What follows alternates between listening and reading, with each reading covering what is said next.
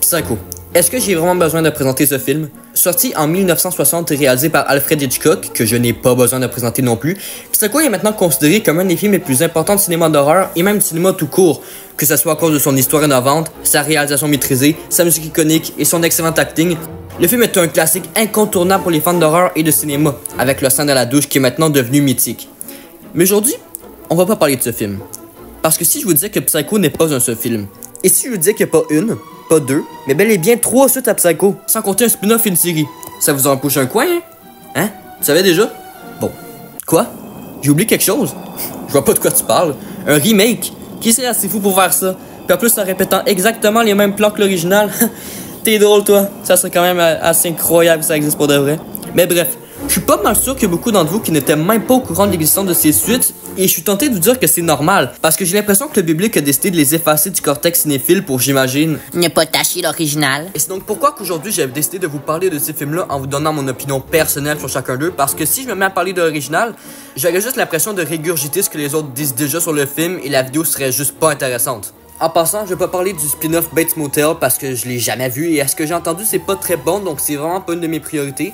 Et je vais pas parler non plus du remake parce que c'est juste une énorme bouse sans ombre. J'ai pas envie de parler de films comme ça pour ma première vidéo. Et juste une petite dernière chose, cette vidéo contiendra des spoilers, donc je vous conseille fortement d'aller regarder les films en question si ce n'est pas déjà fait. Alors maintenant que tout ça est dit, on commence avec Psycho 2. Sorti en 1983 et réalisé par Richard Franklin, Psycho 2 a été longuement considéré, il est parfois encore, comme une insulte au film original et une manigance honteuse de la part des studios pour faire de l'argent facile. Mais la vérité dans tout ça, c'est que la plupart des gens qui disent ça, ils ont jamais vu le film.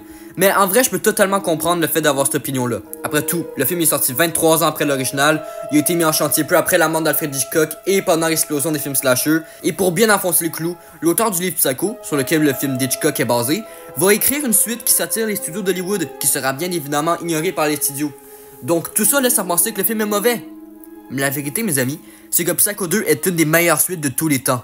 Quand on parle des meilleures suites de tous les temps, on mentionne souvent des films comme Terminator 2, Aliens, Le Parrain 2, mais des films comme Psycho 2 sont la plupart du temps ignorés. Ce qui est carrément stupide parce que... Ouais, je suis désolé, mais... Ouais, là. Mais plus sérieusement, ce film est ce que je considère comme la suite parfaite. Un hommage magnifique à l'original qui a sa propre identité et qui explore le personnage de Norman Bates de la façon la plus parfaite qui soit. Mais comment ça peut marcher, me direz-vous? Le premier film est un des meilleurs films de tous les temps, et il se tient déjà parfaitement debout à lui tout seul. Comment est-ce qu'une suite sortie 23 ans plus tard et dont personne n'a demandé est supposée offrir quelque chose de bon et d'original et atteindre sa qualité? Eh bien Psycho 2, mes chers amis, va vous prouver que c'est possible. Dans le film, on suit un Norman Bates tout frais libéré de l'institution mentale. Maintenant considéré comme sain, il va retourner habiter dans son ancienne maison et va tenter de se rebâtir une vie normale. Cependant, des meurtres vont vite commencer à se reproduire aux alentours du motel. Est-ce Norman qui est retombé dans la folie? Est-ce quelqu'un qui essaie de le faire passer pour fou? Ou quelque chose de bien plus sombre? Je trouve personnellement que l'intrigue du film est extrêmement bien ficelée. Le film n'arrête pas de jouer avec le cerveau du spectateur, que ce soit en le laissant toujours deviner ou avec les nombreux plot twists. Bref, le film gère extrêmement bien son mystère à cause qu'il laisse toujours des questions dans la tête du spectateur au fur et à mesure qu'il en répond à d'autres, ce qui fait que celui-ci est toujours dans un état de confusion. Mais pourtant, il devrait pas avoir de mystère. Norman Bates, c'est un tueur en série après tout. Donc s'il y a de nouveaux meurtres, c'est forcément lui le responsable puisqu'on sait qu'il en est capable. Mais au contraire, on défend Norman et on avait à esprit que ce soit pas lui. On veut qu'il garde sa raison et qu'il réussisse à se rétablir une vie normale. Et tout ça est causé par le fait que le film nous fait attacher à Norman Bates. Même si c'était déjà visible dans le premier, le deuxième va vraiment nous montrer que Norman n'est pas mauvais au fond, parce qu'il va nous révéler le personnage sous un nouvel angle, un être humain qui fait de son mieux pour garder sa raison. Au fur et à mesure que le film avance, on commence à se prendre d'empathie avec lui, jusqu'à même se sentir mal pour lui quand il se fait traiter comme de la merde. Et quand la rechute pointe forcément le bout de son nez, bah ça nous fait juste mal de le voir dans cet état alors qu'il semblait bien s'accrocher au début. Et c'est pour ça que j'aime tant Psycho 2. Le film réussit à nous faire comprendre et même nous attacher à un personnage qui pourtant a commis des actes horribles. Quand de nouveaux meurtres se produisent et que le film commence à te faire deviner qui en est le responsable, bah le spectateur se met à accuser tout le monde sauf Norman. Parce qu'on veut pas que ce soit lui. Même si tout semble l'accuser, pour nous Norman est rétabli. Et on veut pas que ça change. C'est de la giga manipulation de la part du scénario et moi je trouve ça génial et hyper efficace. Je pense qu'une des raisons pour laquelle on s'attache tant au personnage de Norman Bates, c'est parce qu'on se sent autant manipulé que lui. Pendant que lui subit une torture psychologique de la part des personnes qu'il déteste, bah nous on est forcé à ressentir ce qu'il vit à cause du script qui nous embrouille notre objectivité pour laisser place à nos émotions. Le film va même nous faire soupçonner les personnes qui ont suivi dans le premier film et pour qui on s'était attaché, parce que ouais, les rôles sont inversés dans Psycho 2. Un autre truc qui est assez cool à propos de Psycho 2, c'est non seulement le retour d'Anthony Perkins, mais aussi de Vera Miles, qui est de retour pour jouer le personnage de Lala Crane. Mais où Lala Crane est un protagoniste dans le premier film, elle devient l'antagoniste principale du deuxième. Son personnage devient même assez détestable. Et même si je comprends que ça puisse déplaire à certaines personnes que les rôles soient inversés de cette manière, ben moi je trouve que c'était un coup de génie. C'est comme une brise d'air frais d'avoir une suite qui ose explorer ses personnages de cette manière. Et c'est pas comme les autres sagas de films comme Chucky qui vont rendre leurs antagonistes la star principale de leur franchise même si leur personnage reste le même. Là dans Psycho 2, Norman Bates échange vraiment de position et devient un véritable être humain qui subit une évolution. Mais pour arriver à tout ça, il faut un bon scénario mais surtout un bon acteur qui comprend le personnage. Et qui de mieux qu'Anthony Perkins qui reprend son rôle de Norman Bates après 23 ans. Sa performance dans le film est juste excellente. Oui, il y a des moments où ses choix d'acting peuvent paraître un peu étranges et faire sortir du film certaines personnes, mais moi je trouve que ça rajoute juste un charme à sa performance et donc ça me dérange pas du tout. Il offre en effet un nouvel angle au personnage de Norman Bates, même parfois des moments d'émotion. Et putain, ce que j'adore ça quand un film me fait ressentir des émotions. Je trouve que par exemple qu'une des meilleures scènes du film est quand Norman Bates réalise qu'il est en train de perdre sa santé mentale. Ça va mener à ce que je pense une scène assez émouvante où Norman va se livrer à Marie pendant qu'elle essaie de le rassurer comme elle le peut. Je vais être honnête, la première fois que j'ai regardé cette scène, j'ai eu le syndrome de la gorge serrée. Laissez-moi vous dire que juste pour ça, le film est une réussite à mes yeux. La tristesse, c'est pas une émotion particulièrement facile à transmettre au cinéma. Il faut vraiment que l'histoire du film réussisse à faire embarquer suffisamment le spectateur dans l'histoire pour que ça marche. Et dans le cas de Psycho 2, cela a marché. Mais ce n'est pas seulement Anthony Perkins qui a fabuleux dans le film, mais bel et bien tout le monde. Comment ne pas mentionner Meg Tilly qui, avec Anthony Perkins, crée une relation intéressante et captivante. Il y a aussi Vera Miles qui, comme je l'ai dit, fait son retour en tant que Lala Crane, qui est aussi excellente et joue parfaitement son personnage. Du côté de la réalisation, c'est aussi excellent. Le premier était déjà doté d'une réalisation très soignée et le deuxième va continuer en offrant son lot de mouvements de caméra assez cool et des plans impressionnants, ce qui nous offre, comme le premier film, un lot d'imagerie mémorable. J'aime particulièrement le plan final, qui soit dit en passant est le poster du film, que je trouve assez lugubre et assez terrifiant. J'ai aussi envie de parler de la photographie du film que j'apprécie grandement et qui est assez similaire à celle d'Halloween avec des teintes bleuâtres un peu partout dans le film, ce qui n'est pas un hasard puisque c'est Dean Cody qui s'est occupé de la photographie des deux films. Mais bien sûr, le film n'est pas parfait. Il y a entre autres les effets spéciaux qui sont parfois un peu douteux, mais en vrai c'est loin d'être la pire chose que j'ai vue donc ça passe. Mais c'est probablement les scènes d'horreur qui sont sa plus grande faiblesse, parce qu'elles sont la plupart du temps gâchées par la bande sonore qui ne semble pas savoir ce qu'elle veut entre synthétiseur et instruments classiques. Mais ce n'est pas pour dire que la bande sonore est mauvaise, loin de là. Elle a été composée par Jerry Goldsmith après tout. Par exemple, je trouve que le thème principal est magnifique et qu'il représente parfaitement l'histoire que le film raconte. Et c'est pas pour dire non plus qu'aucune scène d'horreur ne marche à cause de la musique. Il y a même quelques scènes où c'est la musique qui carie. C'est juste que je pense que le mélange entre synthétiseur et instruments classiques ne fonctionne pas vraiment et donc que ça, mélangé avec les effets spéciaux assez médiocres, ça fait que le film ne fait malheureusement pas vraiment peur. Finalement, on a le plot twist final. Bon, là en vrai j'ai vraiment la flemme d'expliquer ce qui se passe, donc je vais pas spécialement développer mon point, mais sachez juste que je suis pas un grand fan du plot twist final, notamment parce qu'il joue avec la mythologie du premier film inutilement et ça c'est quelque chose que j'apprécie pas tant que ça. Mais avec tout ça, Psycho 2 reste une des meilleures suites de tous les temps à mes yeux. Un film qui a dépassé toutes mes attentes et qui a eu su me faire embarquer dans son histoire tout en me transférant des émotions, des personnages attachants, de l'acting fabuleux, une réalisation soignée, une histoire captivante et tout cela saupoudré d'un thème principal magnifique. Psycho 2 est donc un film terriblement sous-coté et qui mérite clairement de recevoir plus d'attention. Je veux dire, vous savez pas à quel point j'étais content quand Scream 6 le mentionne dans une scène. Psycho 2 is underrated. Et c'est donc avec un retour commercial plutôt pas mal, on parle de 34 millions gagnés au box-office pour un budget de 5 millions, c'est quand même très bien, un accueil plutôt chaleureux des critiques que Universal va mettre en production le troisième de la saga. Et c'est là que les choses vont se gâter. Psycho 3. Sorti en 1986 et réalisé cette fois par Anthony Perkins lui-même, Psycho 3 est probablement le film de la franchise à être le plus critiqué. Et pour être tout à fait honnête, je suis tenté de dire que ces critiques ont raison. Le film c'est en effet une très grande baisse de qualité si on le compare aux deux autres films précédents et contrairement à Psycho 2 qui lui avait une raison de vivre, mais lui Psycho 3 il est franchement pas mal inutile. Mais ça veut pas dire que j'aime pas le film. Psycho 3 prend place peu de temps après les événements du deuxième film, où cette fois on suit un Norman plus dérangé que jamais. Le mec est totalement retombé dans la folie, on a même la difficulté à croire que c'est le même personnage que dans le deuxième film. Et c'est dans cet état mental que Norman va tomber en amour avec une nonne suicidaire qui s'est enfuie de son couvent après avoir commis un meurtre involontaire. Tout ça sans compter la présence d'une journaliste venue enquêter sur Norman et un assistant gérant plus que douteux. Est-ce que Norman va savoir se contrôler, ou est-ce que la nonne va connaître le même destin que les autres? Bon, pour être tout à fait honnête, la première fois que j'ai regardé Psycho 3, j'ai pas aimé du tout. Mais en même temps, j'avais décidé de regarder le film tout de suite après avoir regardé le 2, ce qui était probablement pas la meilleure idée parce que c'est sûr qu'un film comme Psycho 3 va paraître nul si on le compare à Psycho 2. J'avais trouvé l'histoire bordélique et sans but, les personnages énervants et pas dans le bon sens, et surtout que le film tournait en rond comme pas possible. Mais c'est après l'avoir revisionné pour cette vidéo que j'ai acquis une toute nouvelle vision du film. Parce que oui, malgré tous ses défauts, j'aime bien Psycho 3. C'est pas un chef-d'œuvre certes, mais ça reste que j'ai passé un très bon moment devant. Tout d'abord, si un truc que je dois donner au film, c'est son excellente continuité avec le deuxième. Vous vous souvenez quand j'ai dit que j'avais trouvé le film pas terrible à cause que je l'avais regardé tout de suite après le 2? Ben pourtant on dirait qu'il a été fait pour ça. Beaucoup des mêmes acteurs élus reviennent, notamment le shérif, qui est juste un personnage trop bien. What's her problem? I don't know. But if Norman Bates is crazy, there are a whole lot of people around here running him a close second. Bref, malgré le fait que le film soit complètement différent que le deuxième, il réussit quand même à nous refaire entrer dans l'univers de Psycho sans problème, et ça c'est bien. Par contre, le plus gros problème du film, c'est sans doute la structure de l'histoire. Parce que l'intrigue principale du film, c'est l'histoire d'amour entre Norman et Maureen.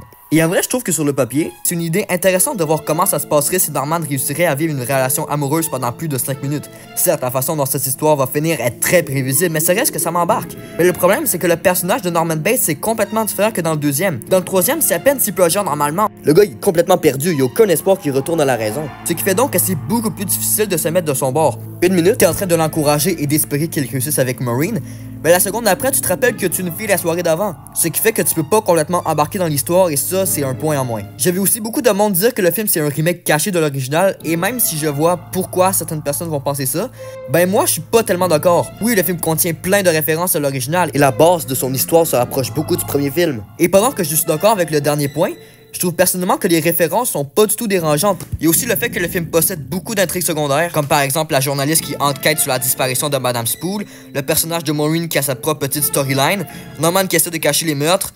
Bah je m'excuse, mais à chaque fois que le film nous cotait à certaines de ces intrigues secondaires, bah ça m'énervait parce qu'en vrai je m'en crisse un peu de son enquête à la madame. Moi ce que je veux voir c'est Norman danser avec une nonne, bah ouais c'est ça que j'attends d'un film Psycho. Et surtout que son enquête amène pas mal à rien. Je suis désolé mais le sort de plot twist à la fin, il change pas mal rien dans l'histoire et on aurait très bien pu s'en sortir sans. Surtout qu'au troisième acte, le film devient complètement bordélique. Le film essaie clairement de conclure toutes ses intrigues secondaires en une shot, puis ça fait juste que le tout paraît inutile et rushé. Mais cela dit, ça rend le troisième acte très divertissant, donc en vrai je m'en plains pas trop. En parlant de divertissement, là où le deuxième film était plus lent et psychologique, ben le troisième lui il est beaucoup plus du côté slasher. Par exemple, c'est le premier film de la franchise à être très explicite niveau nudité, et les meurtres sont la plupart des personnages qu'on connaît à peine et qui se font tuer sans vraiment de raison, ce qui donne un film plus rythmé et divertissant. Mais comprenez-moi bien, le film reste quand même psychologique, et il va beaucoup plus nous montrer le point de vue de Norman dans son état cinglé. Par exemple, en nous montrant comment les conversations entre lui et le cadavre de sa mère se déroulent. Ce qui est vraiment nice, c'est un gros aspect positif du film. Un autre gros aspect positif du film est la réalisation d'Anthony Perkins. Étant le premier film qu'il a réalisé, je trouve qu'il a fait un excellent travail à trouver sa voix. Le film est en effet très stylé avec par exemple une palette de couleurs, la Giallo. Il y a en effet beaucoup de scènes dans le film où les pièces sont éclairées avec des couleurs comme le vert et le rouge, et ça rend le tout très cool et intéressant à regarder. Et visuellement, il y a des moments de génie, comme par exemple la scène où on pense regarder le dessous d'une porte pour soudain que ça se transforme en couteau, la partie où Maureen est dans le bain après s'être coupé les veines où elle confond une personne avec un couteau pour la scène vierge qui tient un crucifix. Il y a aussi quelques transitions qui sont vraiment stylées. Je pense notamment à celle de l'hôpital que je trouverais cool jusqu'à la fin de mes jours.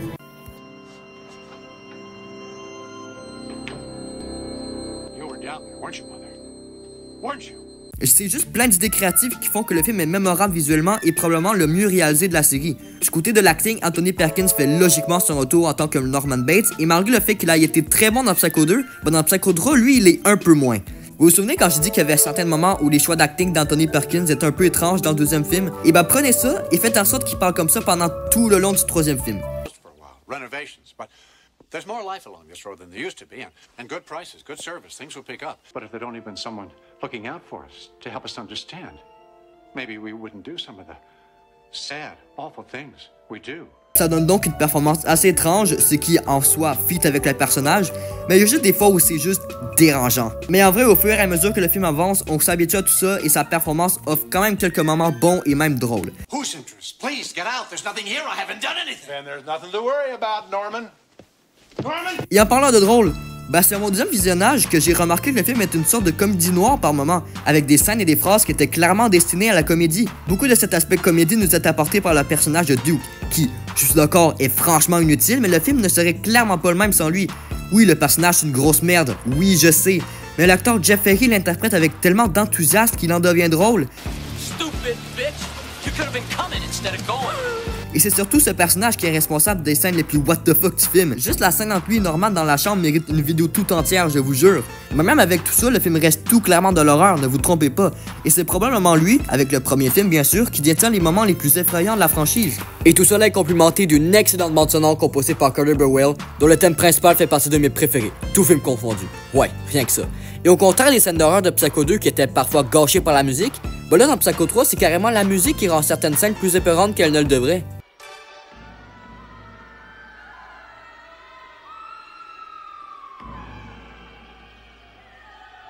Bon, là je sais que je m'attends un peu longtemps sur ce film-là, mais là il y a juste un truc qui me reste à dire et qui me dérange vraiment. C'est la fin du film. Le film finit par Norman qui se fait une fois de plus arrêter par la police et qui affirme But I'll be free. I'll finally be free. mais c'est dans la voiture de police qu'on va le voir sortir la main de sa mère pour ensuite nous balancer un de ses sourires les plus diaboliques. Et même si je comprends que cette scène était probablement juste là pour nous balancer plus de références à l'original, ben je sais pas, il y a quelque chose qui marche pas. Parce que dans le premier film, c'est pendant qu'il est dans sa personnalité mère qui fait son sourire iconique. Mais là, dans le 3, c'est bel et bien Norman qui fait ce sourire. Et donc, ça donne juste le feeling qu'il est vraiment méchant et qu'il est au courant. Et ça gâche justement un peu tout ce que le deuxième avait construit. Mais bon, avec tout ce que je viens de dire, est-ce que Psycho 3 est un bon film? Eh bien, toute sa sécurité, oui. J'ai peut-être pas accroché au délire à mon premier visionnage, mais c'est vraiment en le regardant pour cette vidéo que je l'apprécie pour ce qu'il est. Un simple divertissement. Si vous me dites que vous n'aimez pas le film, écoutez, that's fine. Je comprends absolument. Le film il est bourré de défauts, il est très loin d'être parfait. Mais personnellement, moi je l'aime bien pour ses visuels, ses personnages mémorables, mais surtout sa musique. À sa sortie, Psycho 3 va rassembler 14 millions de dollars au box-office pour un budget de 8 millions, ce qui va faire de lui le film qui marchera le moins de la franchise. Et du niveau des critiques, ça sera un peu moins chaleureux que pour le deuxième, avec des avis très mixés. Universal vont sortir l'année plus tard un spin-off pour la télévision appelé Bates Motel, qui était censé être un pilote pour une série d'anthologie basée autour du Bates Motel.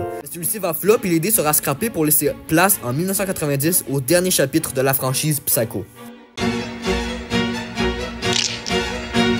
Psycho 4 The Beginning, sorti en 1990 et réalisé par Mick Garris. Psycho 4 sort un peu du lot parce que, au contraire des autres entrées dans la série, Psycho 4 a cette fois eu une sortie pour la télévision, ayant eu une première sur le post Showtime. Donc déjà là, ça s'annonce pas très bon. C'est la troisième suite d'un film qui, à la base, n'avait pas besoin de suite. Il l'a fait pour la télévision et il suit un film qui offrait déjà une conclusion à Norman Bates. Mais même avec tout ça, je suis désolé de vous apprendre que Psycho 4 c'est pas un mauvais film. Vous êtes dégoûté, hein? Non mais sincèrement, qui aurait cru qu'une franchise aussi innécessaire serait toujours être capable de rester autant consistante rendue au quatrième film? Parce que c'est pas toutes les sagas qui ont réussi cet exploit, ça c'est moi qui vous le dis. Psycho 4 prend place 4 ans après les événements du troisième film. Oui, parce que, au contraire de ce que certaines personnes pensent, Psycho 4 n'ignore pas les deux derniers films. On va alors suivre un Norman libéré une fois de plus de l'institution mentale et qui est maintenant installé dans une maison suburbaine éloignée du motel avec sa femme qu'il a rencontrée pendant son séjour à l'asile. On va alors le voir appeler une émission portant sur le sujet du matricide afin de raconter son passé et sa relation entre lui et sa mère. Toutefois, Norman ne semble toujours pas être satisfait de sa nouvelle vie, car il planifie un nouveau meurtre. Qui planifie-t-il de tuer? Est-ce qu'il est trop tard pour le dissuader? Bon. Psycho 4, ça donne quoi? Premièrement, est-ce que le mélange entre suite et préquel fonctionne? Eh ben, en toute honnêteté, oui. Les deux se fusionnent parfaitement ensemble sans qu'aucun n'empêche l'autre. Le film arrive à raconter ces deux histoires sans que le tout paraisse forcé ou rushé. Et même si on sait déjà ce qui va se produire, les flashbacks de Norman sont honnêtement vraiment le fun à regarder et le tout est raconté par Anthony Perkins qui, une fois de plus, fait son retour et qui a sérieusement une bonne voix de narrateur. Mais ce qui fait vraiment marcher le tout pour moi, c'est la performance d'Henry Thomas et d'Olivia Hussey qui jouent respectivement les rôles de jeune Norman Bates et de sa mère Norma Bates. Leur performance est probablement le plus gros point fort du film. On a d'un côté Henry Thomas, que vous reconnaissez sans doute pour son personnage d'Eliot dans E.T., qui est tout simplement parfait dans son interprétation. Je veux dire, c'était vraiment le choix parfait. Il joue autant bien le gars timide et confus que le psychopathe totalement dérangé. Il rend le personnage sincèrement attachant et il nous transmet parfaitement les émotions qu'il ressent au fur et à mesure du film. Et au moment où il est en mode psychopathe, le tout rend extrêmement bien. Il y a même des scènes où il est effrayant dans sa performance. Et je n'ai que du bien à dire sur le jeu d'Olivia Hussey également. C'est littéralement comme si elle était née pour jouer ce rôle. Elle interprète parfaitement le côté bipolaire et imprévisible du personnage. Et les scènes où elle devient hystérique sont probablement les moments les plus mémorables du film et à elles seules font que le film vaut la peine d'être regardé. Du côté du présent, Anthony Perkins fait son retour comme je l'ai déjà mentionné et là où sa performance dans le troisième film était discutable, là il se rattrape complètement. Il redonne la sympathie du personnage qu'on avait un peu perdu dans le 3. Il y a même des moments que je trouve font partie de ses meilleurs actés en tant que Norman Bates. Comme par exemple, la scène où il est révélé que la femme de Norman est enceinte et que Norman planifie de la tuer par peur que son enfant possède les mêmes troubles que lui. Avec le fait que c'est une excellente idée de scénario, mais ça j'y reviendrai plus tard. La scène est riche en tension et Anthony Perkins nous transmet impeccablement la détresse et l'inquiétude que ressent Norman à ce moment du film. La façon dont le tout est révélé et exécuté est juste parfaite et je dois aussi mentionner CCH Pounder qui joue très bien aussi et qui accompagne parfaitement la scène. Bref, un excellent segment du film et un beau showcase qu'Anthony Perkins était toujours un très bon acteur après toutes ces années.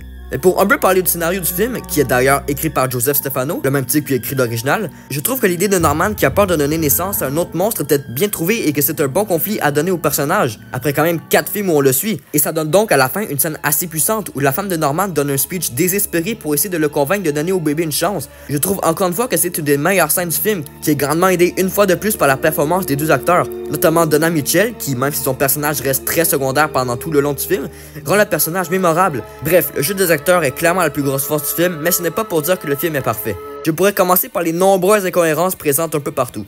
Comme par exemple le fait que Norman était censé avoir 12 ans lors du meurtre de sa mère, mais que décidément ce n'est pas le cas ici. La mort du père qui contredit totalement la version des faits du deuxième. Et aussi la façon dont Norman vole le corps de sa mère qui n'est pas en accord du tout avec les autres films. Bref, le film est rempli d'incohérences qui sont sûrement causées par le fait que le scénariste, Joseph Stefano, semblait vouloir ignorer les 2 films précédents, alors que ce n'est pas du tout le cas. Psycho 4 fait bien partie de la chronologie des 2 films précédents. Norman le confirme même dans une scène. After the last murder 4 years ago. Murders, plural. Mais justement, c'est là qu'on vient à un autre problème du film, c'est que ça ne fait aucun putain de sens. Est-ce que vous êtes sérieusement en train de me dire que le gars a passé seulement 4 ans dans l'institution mentale après avoir genre tué 5 personnes dans le 3e film? 4 ans? En fait non, laissez-moi reformuler. Il aurait dû tout simplement pas sortir. On a déjà tenté l'expérience, on lui avait déjà laissé une chance. Et regardez ce que ça l'a donné. Et le gars avait passé 22 ans dans l'asile et ça lui a seulement pris quelques lettres et coups de téléphone pour le relancer. Donc en quoi est-ce que 4 ans est supposé fonctionner? Tu serais pas un peu en train de nous prendre pour des cons Psycho 4?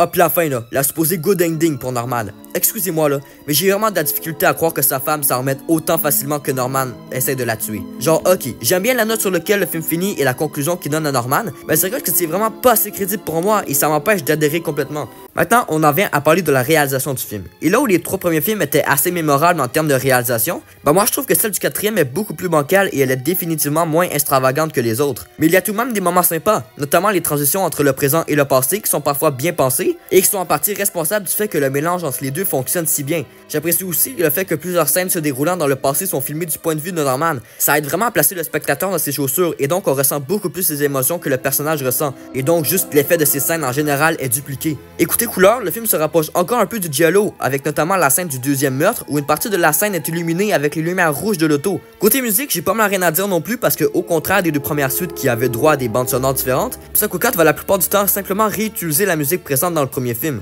Donc en vrai c'est de la bonne musique mais on peut pas vraiment dire que ça compte. Mais bref, sincèrement pour une 3e suite faite 30 ans après l'original, je trouve que Psycho 4 The Beginning s'en sort très bien, principalement à cause de son acting excellent et de son histoire originale. Donc en conclusion, qu'est-ce qu'on peut en tirer de tout ça? On peut en tirer que la saga Psycho est à mon avis une des franchises les plus sous-cotées de tous les temps. Et le fait que c'est autant sous-coté est sûrement causé par le fait que le premier film est tellement grandiose et acclamé par quasiment tous les cinéphiles de la planète que les suites sont malheureusement cachées dans son ombre. Ce qui est vraiment dommage parce qu'elles valent clairement la peine d'être vues. Je veux dire, c'est probablement une des séries de films que j'ai eu le plus de plaisir à regarder. Parce qu'aucune d'elles n'est mauvaise. Le premier est un chef-d'œuvre intemporel, le 2e est une des meilleures suites de tous les temps, le 3e, malgré tous ses défauts, est un bon divertissement agréable à regarder, le 4e arrive à boucler le tout parfaitement.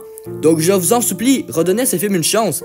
Et si comme moi, vous adorez ces suites, et n'ayez pas honte de le dire. Et oui, c'est sûr qu'il y aura des film bros qui vont se révolter et appeler au blasphème. Mais en vrai, ignorez ces personnes-là, parce que c'est à partir à cause de leur manque d'ouverture que plusieurs personnes refusent de regarder ces suites. Et si vous avez regardé ces suites mais que vous ne les aimez quand même pas, et n'ayez tout de même pas dire à tout le monde de ne jamais les voir, parce que ça pourrait les décourager de regarder un film qu'ils vont aimer. Bref, c'était pas mal tout ce que j'avais à dire sur le sujet. C'était la première vidéo de ce genre que je faisais, donc soyez indulgents. Et sur ce, je vous dis... Show's over.